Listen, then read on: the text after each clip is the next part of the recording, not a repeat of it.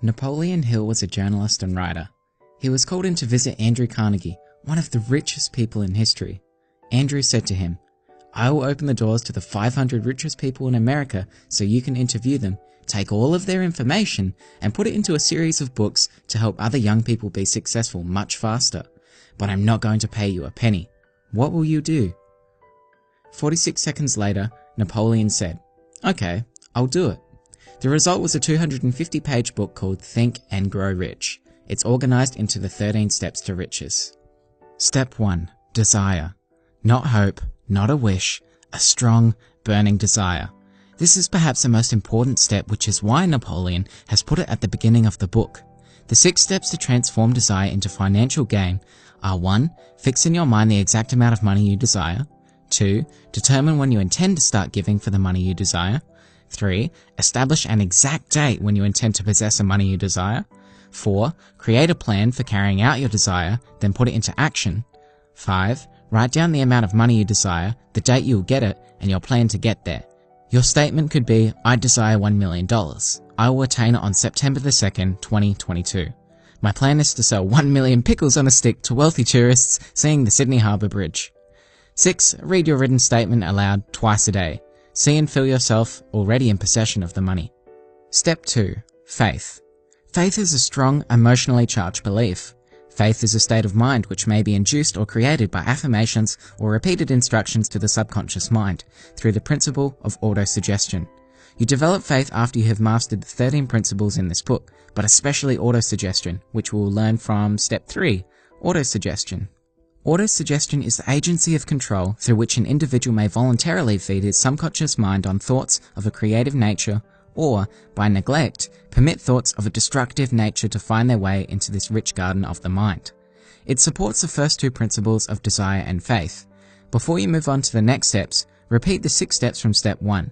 When reading aloud your written statement, Napoleon stresses that you attach feeling and emotion to it, because your subconscious mind only acts on thoughts that are emotionally charged. "I will become a millionaire selling pickles on a stick" means nothing if I don't have any faith or desire to do so. Step 4. Specialized knowledge. Let me ask you a question. Would you rather do 10 jobs valued at $10 an hour or 1 job valued at $100 an hour? A brain surgeon gets paid much more for his specialized knowledge rather than a jack of all trades with general knowledge who does plumbing, bricklaying, and gardening. Henry Ford was called an ignorant pacifist and summoned to court. They asked him questions like, how many soldiers did the British send over to America to put down the rebellion of 1776? Henry replied, "If I should really want to answer the foolish question you have just asked, or any of the other questions you have been asking me, let me remind you that I have a row of electric push buttons on my desk, and by pushing the right button, I can summon to my aid men who can answer any question I desire to ask concerning the business to which I am devoting most of my efforts.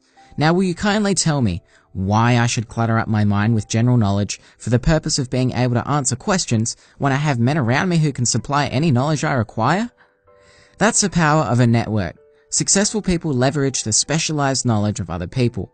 Andrew Carnegie admitted he didn't know much about the technical side of his steel business, but he didn't need to because he had staff with that kind of knowledge. Step 5. Imagination. It has been said that man can create anything which he can imagine. Imagination is necessary to turn desire into real-world results. A real practical example I've seen of using imagination to gain riches was when I was heavily involved in the ebook publishing community. Amazon paid publishers money for each page a reader read, so if I had a 100-page book and 50 pages were read, I would get, say, 1 cent a page and 50 cents for 50 pages.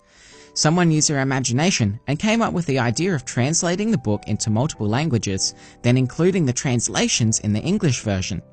Without getting into the technicalities of how Amazon paid publishers, they were able to use this strategy to 10 times their profits. Regardless of ethics, it's a clear example of how imagination can make you wealthy. Step 6. Organized planning. If you are to get rich, you need a plan. Here are 4 things to keep in mind. Create a mastermind group or team, which is a coordination of knowledge and effort in a spirit of harmony between 2 or more people for the attainment of a definite purpose. Sorry about that, guys.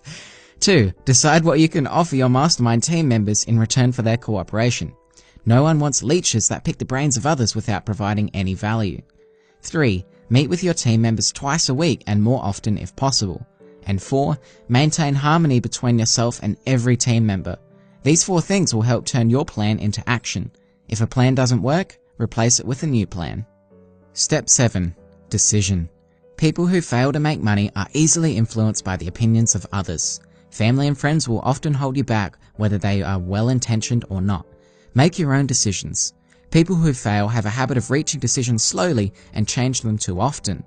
Entrepreneurs may know this as shiny object syndrome, where a new idea or trend captures your attention and you end up straying away from your original goal or decision in this case. I've failed at creating niche sites, flipping domain names, and building a book publishing business because I never fully committed to a definite decision. Napoleon analyzed hundreds of millionaires and found that every single one of them had the habit of reaching decisions quickly and changed decisions slowly, if and when they were changed. This channel is becoming more and more successful because at the beginning of the year, I made a definite decision I would stick it out to the end of the year and reach 10,000 subscribers. Right now we're at 16,000 with 2 months to spare. Step 8. Persistence. There's not much more to say here. Rich people persist. The more intense your desire, the more you're likely to persist. A mastermind group will also help you. Colonel Sanders, founder of the fast food chain KFC, failed 1,009 times before he sold his recipe for Kentucky Fried Chicken. Step 9. The power of the mastermind. To refresh your memory, a mastermind is a coordination of knowledge and effort in a spirit of harmony between 2 or more people for the attainment of a definite purpose. The biggest benefit of masterminds is synergy. 1 + 1 = 3. This is the same concept as Stephen Covey's win-win principle. The minds within the group become something more than the sum of their parts, so greater things can be achieved. Step 10. The mystery of sex transmutation. Destroy the sex glands, whether in man or beast, and you have removed the major source of action. A bull becomes docile as a cow after it has been altered sexually.